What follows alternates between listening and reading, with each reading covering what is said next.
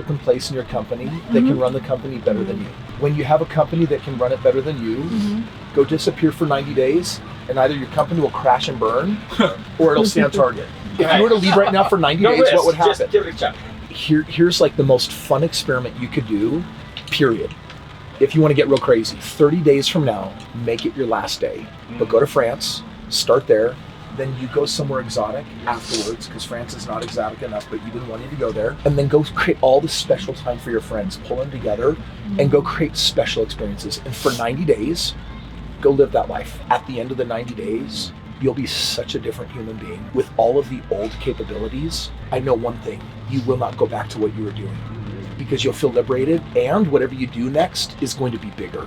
What's up, Kris Krohn here. I am pausing my own podcast to make sure that you have my cell phone number. Because as you're listening and thinking to yourself, man, I wish I could text Kris and ask him a real estate question or a business question, a marriage question, a health question, I got news for you. The phone number is right here. It's 385-217-3477. Save this in your phone and literally start texting me right now. Just drop your name and say, hey, Kris, it's whoever you are, and ask me a simple question. Let's go.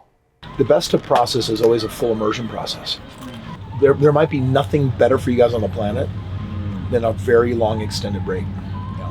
I had a lot of FOMO, a lot of fear of missing out, and I was afraid of having regrets. And so I was like, how do I keep from having regret? And I said, the only thing I can think of is to be early. So I retired at 26 when all my friends were graduating college. And then I tried that for 6 months, and then I realized I can't retire. That's just what I had thought that I wanted. And the game is always be early. I always feel bad for the people that retire at 65. There's something that happens right after that retirement. And wouldn't it be better to drop that bomb like a decade or two earlier to see if you were really ready or what it was like? And so I just want to experience every stage of life earlier and then slow down and take time with what matters. When your business is an infant, it needs you like a baby needs mama's milk and diapers changed. When you're a teenager, because your business is now making money, you now actually become bad for business. Like most teenagers, in the way that they make choices, very short-sighted. What you need to graduate to the next level is more gray hair. Bring in experienced people and then get out of your way, and then you go and find the next thing, right? Because everyone has a different perspective on life, and there's someone looking at you like, you guys are so successful, why are you still here? Oh, maybe you just love what you do. Someone else might be thinking, you don't trust me. Like it's different. I'm a big proponent of the becoming an owner versus an operator, because what it does is when you return to your company after a short break, I believe you come back with a perspective that is far healthier for the business, because you can see it. You can see it from the outside instead of the inside, and you start recognizing what matters and what doesn't. Because when you're in it, you're doing all the things. When you're on the outside, you're like, oh, there's only 3 levers that really drive this whole thing. And then as a board member, you can impact those 3 levers like really easy, because your direct reports are like one person, and you only need to text or call every so often. And so when you do have that experience of like, when I'm there full time and when I'm fully absent other than a few texts or phone calls a week, the outcome is the same. And when you have that experience, it's like, oh my gosh, if my time isn't as valuable in this as I thought, then what would be more valuable? And that is what leads to the quantum leap of your business growing. That then, now all of a sudden you're like, oh, my brain, I'm convinced that there's a part of our brain that when you're in the business functions one way, and it's the lower brain. Send this email, text this person, get on the stage, review my keynote, make sure that they're going to introduce me the right way, meet with this person, make sure those people hit their standards. You're in it. And as long as you're in it, it's this lie of multitasking. There's no such thing. You can only do one thing at a time. And if all you're doing is the in the business things that others can do, then your gift to your business is being an employee. When you leave it and you get on the outside and your brain stops working that way, a different part of your brain kicks in. It's the part that says, how do I make it bigger? Which, by the way, you can now think of when you're not in it. You can think of, is there a merger with a company that would give us 10x from 31 million to 310 million? Maybe now when I go and network with people, it's not about getting on a stage because I have someone doing that. Maybe I'm now looking for something different. And all of a sudden, those are the ideas that are 10x bigger than what you could ever be thinking of or maturing when you're in it. You can't see the label when you're inside the jar. Right? Yeah, so I'm, if you were to say, hey, Kris, we're really serious about going from 31 to 310, then I would say, cool, step away for 90.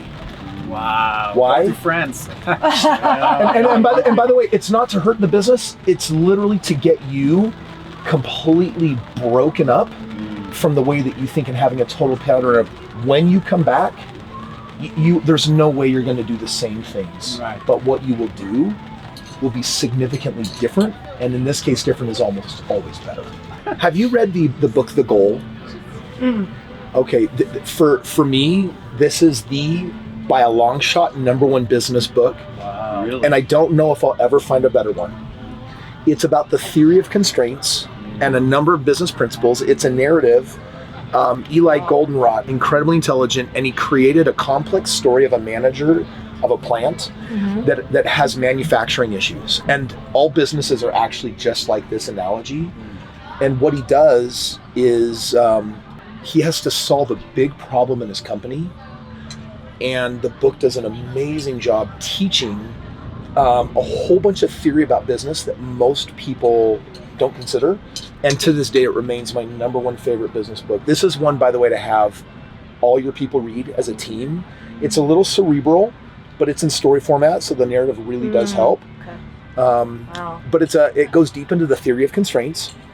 And then I hired an expert team to come in and consult me on helping understand this.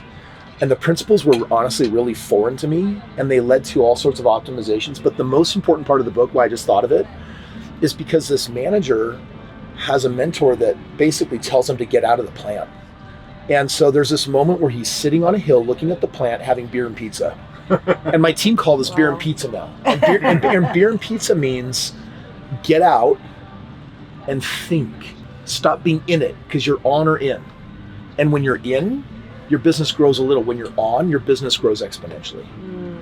When you are elevated to the board of directors, it's really not so much about, well, I have a team that does everything. It's more, actually, yeah, they report to me, but then I get to share some of the greatest direction and leadership vision insights that I want them to pursue. And you only have those ideas by not being in it. Like, now are you going to try to put effort into counseling and solving your problems? And like, no, we would just choose instead to focus on what is working and what we love about each other rather than what isn't. I said, well, you have a year. And at some point, the light bulb goes on and they're like, you get what you think about. So if all we do is try to solve things, then all we're doing is being in problem land. But if you're spending your energy focusing majority of the time on what is working, you can create a beautiful life. And it doesn't mean ignore problems. It just means that some people do get in the pattern of obsessing over them, and they lose the magic because all they want to do is they think they can't move forward until they fixed something. And so I'm like that too, by the way. Yeah, I'm like that in my marriage. I'm like, everything's going right and I find something that's not.